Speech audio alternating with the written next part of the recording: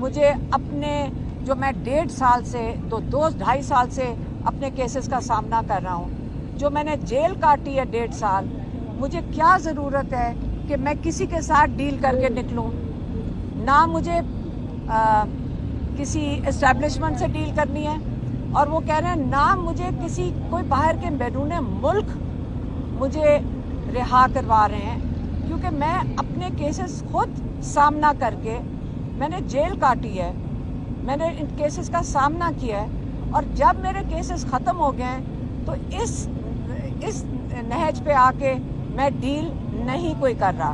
میں اپنے کیسز کا سامنا کروں گا، چاہے وہ یہاں پہ ہو اس جو جیل کورٹ میں، اور چاہے ٹرائل کورٹ میں ہو یا جا کر ہائی کورٹ میں ہو۔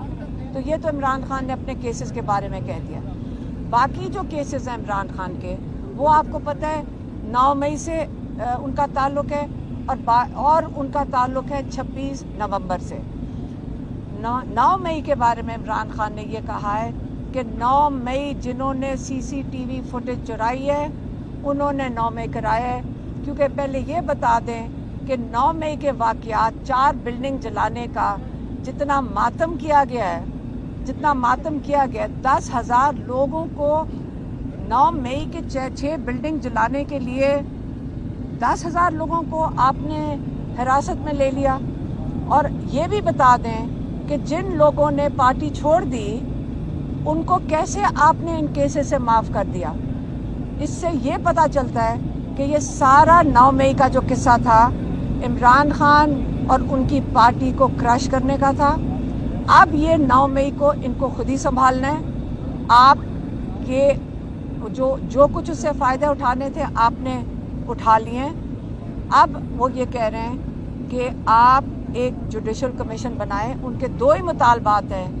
انہوں نے کہا جوڈیشل کمیشن بنائیں سپریم کورٹ کے 3 سینئر موسٹ ججز سے، وہ اس کی تحقیقات کریں گے، اور ان کے اندر 26 نومبر کو بھی اس کے اندر ڈال دیا ہے کہ اب 26 نومبر ایک بڑا افسوسناک واقعہ ہے، جس کے اوپر سنائپر رائفل سے آپ نے سنائپرز اوپر بٹھا کے بلڈنگز کے اوپر بٹھا کر آپ نے نہتے لوگوں کو جو پرامن احتجاج کے لیے آئے تھے، جس کے اندر خواتین شامل تھے، جس میں ہم بھی شامل تھے، میری بہن کی 16 سال کی نواسی بھی شامل تھی۔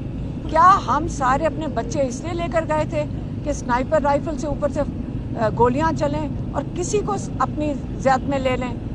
اس لیے 9 مئی کو جو 26 نومبر کو ہوا ہے اس کے اندر کئی لوگ، لاتعداد لوگ اس وقت مسنگ ہیں۔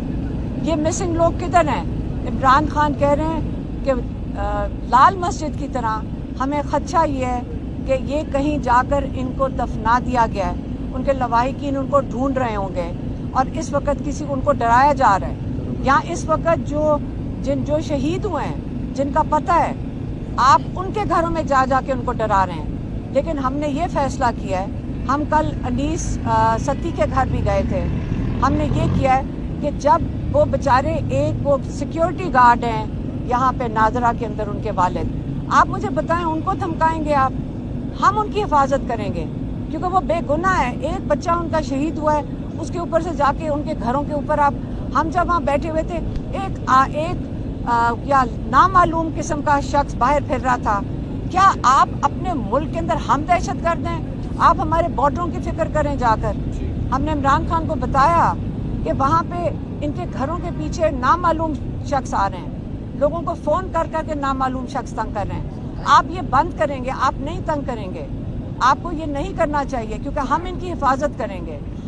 اس لیے جو آگے کے لیے جو عمران خان کا جو لائے عمل ہے وہ صرف یہ 2 باتیں ہیں۔ انہوں نے پھر سے رپیٹ کیا ہے کہ جو یہ بات چیت کر رہے ہیں، یہ حکومتی کوئی جو مذاکرات، جو PTI کی ٹیم کوئی حکومتی ٹیم کے ساتھ مذاکرات کرنے لگی ہے، کہتے ہیں انہوں نے بھی تو کسی سے اپروول لے کر ہی بیٹھیں گے نا، وہ نواز شریف اور زرداری سے نہیں اپروول لے لے، جہاں سے ان کو اپروول آنا ہے وہ بتا دیں ان کو کیا چاہیے۔ ہمارے 2 یہ مطالبات ہیں کہ جوڈیشل کمیشن بنائیں اور یہ بے گناہ لوگ جو اپنے جیلوں میں بھرے ہوئے ان کو رہا کریں۔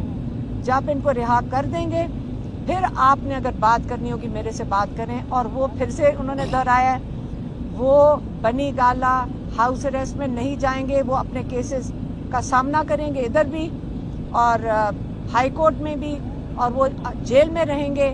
جب وہ رہا ہوئیں گے تو انشاءاللہ آپ بالکل آزاد ہو کر سیدھا اڈیالہ سے انشاءاللہ نکلیں گے.